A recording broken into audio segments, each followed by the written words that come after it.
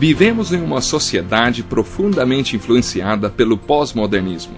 Estamos na era das muitas ideias, conceitos e valores. Como viver em família nesta era? Como criar filhos nesta época, quando parece que eles é que sabem de tudo? O Encontro com a Palavra está apresentando a série Família. Vamos ao programa de hoje com o pastor Edson Bruno.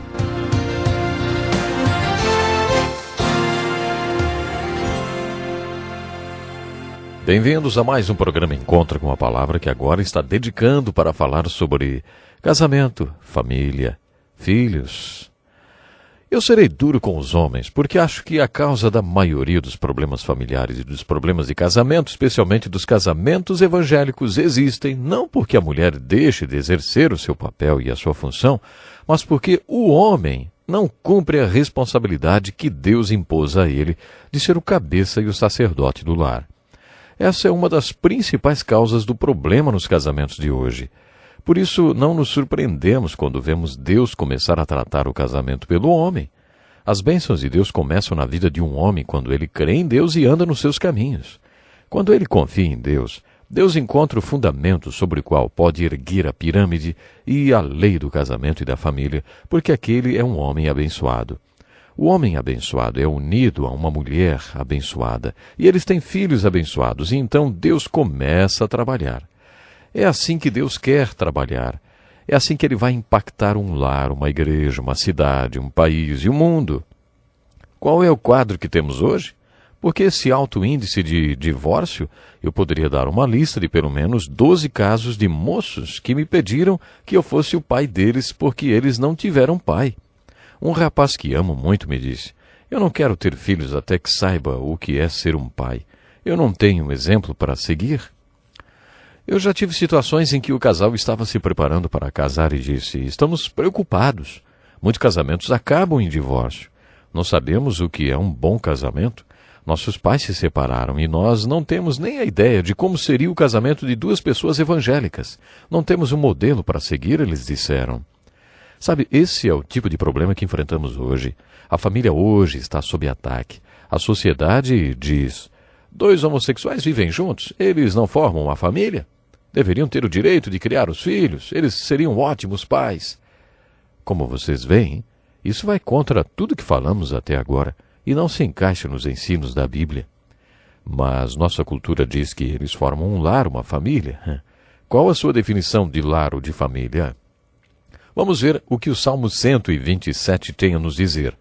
Este é um dos salmos que eu mais gosto e fala do casamento e da família. Salomão, o homem mais sábio do mundo, escreveu este salmo. Ele também foi o homem mais rico do mundo e o mais esperto e soube como aproveitar os prazeres da vida. Sua vida foi muito agitada e ele tinha dinheiro para fazer o que quisesse. Alguns dizem que ele também foi um dos maiores fracassos que existiu. Ouçam o que ele disse no final de sua vida: se não for o Senhor o construtor da casa, será inútil trabalhar na construção. Se não é o Senhor que vigia a cidade, será inútil a sentinela montar guarda. Será inútil levantar cedo e dormir tarde, trabalhando arduamente por alimento. O Senhor concede o sono àqueles a quem Ele ama. Temos nestes versículos a história de Salomão. Ele diz que é possível você trabalhar duro à toa. Poucas pessoas trabalharam tanto como ele, ou foram tão viciadas no trabalho, exatamente como Salomão. E ele diz que é possível você trabalhar muito em vão. É possível construir em vão. Ele não construiu apenas um templo, uma vez ele construiu uma frota de navios só para dar uma voltinha e falar um oi para uma rainha. Ele construiu cidades, parques e estábulos. Ele não parava de construir.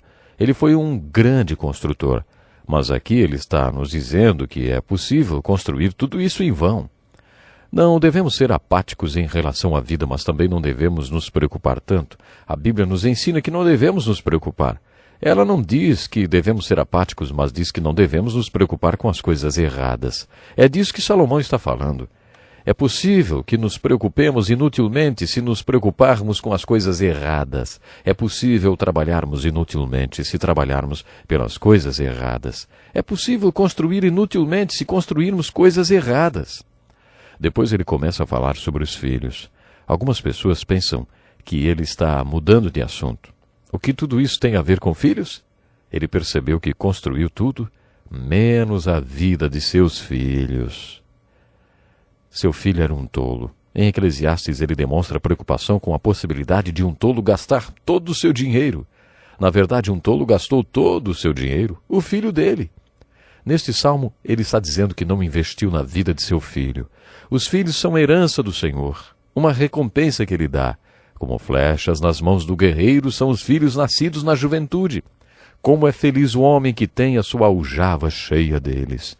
Não será humilhado quando enfrentar seus inimigos no tribunal. Essa é uma das melhores ilustrações da lei do casamento e da família. Salomão nos deu este salmo. E um bem para todos nós. Ele está dizendo, não façam o que eu fiz, porque trabalhei e me preocupei em vão. Vocês devem se preocupar com seus filhos. Então ele faz esta linda ilustração do casamento e da família, depois de declarar algo bem questionável para a sociedade em que vivemos. Ele diz, os filhos são uma herança do Senhor, uma recompensa que ele dá. Como é feliz o homem que tem a sua aljava cheia deles. Pastor Dick Woodward diz, é por isso que Ginny e eu temos 5 filhos. E temos 5 netos, ele diz. Temos 2 aljavas cheias. Podemos acrescentar mais uma ilustração. A direção e a força da flecha, quando ela é lançada, depende da qualidade do arco. Salomão, em sua grande sabedoria, estava olhando para seus erros do passado e dizendo, ouçam-me. Percebam que seus filhos são como flechas e vocês os arcos dos quais as flechas são lançadas. Mas se vocês não têm a direção e nem a força para lançarem seus filhos, onde eles vão acabar? Não vão acabar em lugar nenhum. Eles serão tolos como meu filho. Salomão fez uma incrível ilustração da lei do casamento e da família. Com todos esses textos bíblicos, tiramos 3 conclusões a respeito do homem e da mulher. Deus os colocou juntos, uniu-os e os mantém juntos.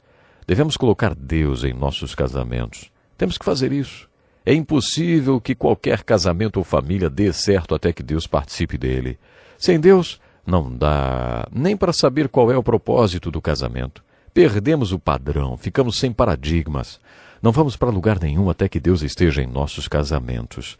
De acordo com os textos bíblicos que vimos, se Deus não nos ajudar, não conseguiremos exercer nosso papel, nem cumprir nossa função no casamento. Como já dissemos, para que a lei do casamento e da família funcione, Deus precisa de um pai e de uma mãe equilibrados. Eles devem ser 2 parceiros adequados e 2 indivíduos, 2 pessoas equilibradas. Como você pode se tornar uma pessoa equilibrada, depois um parceiro equilibrado e um pai equilibrado? Prestem atenção nisso. Quando Jesus falou sobre casamento em Mateus 19, de onde começaremos nosso próximo estudo, ele falou sobre divórcio. Ele disse, no princípio, o que Deus pretendia? Eu sei que Moisés deu o estatuto do divórcio, mas para proteger a mulher. Vocês estavam jogando as mulheres na rua? Elas não tinham direito nenhum, não tinham nada. Por isso, por causa delas, por compaixão delas, Moisés deu a lei do divórcio. Mas isso não foi o que Deus queria. O que Deus planejou no início? Jesus mesmo responde. O propósito de Deus é que não houvesse divórcio. Um dos apóstolos, eu acho que foi Pedro, ele disse, se esta é a situação entre um homem e sua mulher, é melhor não se casar. Jesus comentou esta palavra. Nem todos têm condições de aceitá-la, somente aqueles a quem isso é dado. Essa é uma expressão usada com referência ao Espírito Santo. A vocês foi concedido compreenderem as parábolas. Em outras palavras, só aqueles que têm a ajuda de Deus. Você não consegue ser um parceiro adequado sem a ajuda de Deus. Foi isso que Jesus disse. O que o Salmo 127, versículos 1 e 2 diz? Salomão quis dizer que, a não ser que o Senhor faça através de nós, será inútil trabalhar, construir ou preocupar-se. Ele usa outra figura muito profunda no versículo 2. Lembre-se que Salomão foi o homem mais sábio do mundo. Ele disse, será inútil levantar cedo e dormir tarde, trabalhando arduamente por alimento. O Senhor concede o sono àqueles a quem Ele ama. Por isso não adianta nada passar a noite em claro preocupando-se. Vamos supor que você tenha tido um dia difícil e amanhã será ainda pior. Já é hora de descansar e você deita e diz para si mesmo, Amanhã o dia vai ser duro, hoje foi difícil, eu vou ficar aqui deitado sem conseguir dormir, dando uma força para Deus que está me ajudando. Se você fizer isso, o máximo que vai conseguir é acabar com o resto de energia que tem. Mas se você disser, Deus é maior do que eu não posso fazer, mas Ele pode, vou dormir e colocar tudo nas mãos dEle. E então você dorme. Sabe, aí Deus poderá restaurar suas forças. Não é um milagre. Deus só trabalha quando você descansa nele. Foi isso que Salomão disse. Se o Senhor não construir o seu casamento e sua família, será inútil você tentar qualquer coisa. Deus só vai operar quando você reconhecer que não pode fazer nada, mas Ele pode. Portanto, de acordo com Salomão, você só conseguirá ser o pai ou a mãe que precisa ser com a ajuda de Deus. Você também não conseguirá ser o parceiro adequado que tem que ser sem a ajuda de Deus. E ainda, a Bíblia está nos ensinando que não conseguiremos ser as pessoas adequadas que devemos ser sem a ajuda de Deus. Lembre-se das palavras de Jesus em João 15, capítulo 5. Ele disse, sem mim, vocês não podem fazer coisa alguma. O que Jesus quis dizer? É claro que você pode fazer algumas coisas, mas você não consegue pôr fé no coração daquele jovem que dirige como um louco. Só Deus pode fazer isso. Então você precisa orar. Senhor, eu não posso, mas eu creio que o Senhor pode. E Salomão diz que se o Senhor não agir, tudo que você fizer será inútil. Quantas vezes você ficou acordado até tarde por causa dos seus filhos? Nós ficamos algumas vezes. Para quê? Salomão disse que a não ser que o Senhor construa seu lar, isto é inútil.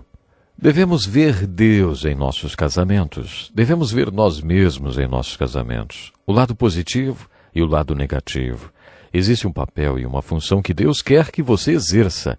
Você tem que ver quais são eles. Você também tem que aceitar a responsabilidade pelos problemas da sua família e do seu casamento. Depois você tem que ver a graça de Deus sobre seu casamento e sua família. É isso que concluímos depois de ver todos estes versículos. Você tem um casamento aos olhos de Deus. Você pode dizer que Deus uniu vocês pela sua palavra, assim como Ele levou Eva para Adão? Foi plano de Deus? Ideia dele? Se não for pela direção divina, o que é então? Atração física? Isso muda muito rápido. Baseado em que você tomou a decisão de passar o resto de sua vida com alguém? Tem que ser de acordo com a direção divina. O que Deus uniu, ninguém separe. Só Deus pode manter o casamento. Que Deus abençoe sua família ricamente. Até o próximo programa. Que lição importantíssima. Obrigado, pastor Edson Bruno. Prezado ouvinte, coloque em prática o que você ouviu aqui. Sem dúvida, sua vida será grandemente abençoada. Este é um estudo escrito pelo Dr. Dick Woodward, na voz do pastor Edson Bruno. Escreva-nos e solicite o material. Nosso endereço é Encontro com a Palavra, Caixa Postal 2011, CEP 89201-970, Joinville, Santa Catarina. Até o nosso próximo Encontro com a Palavra.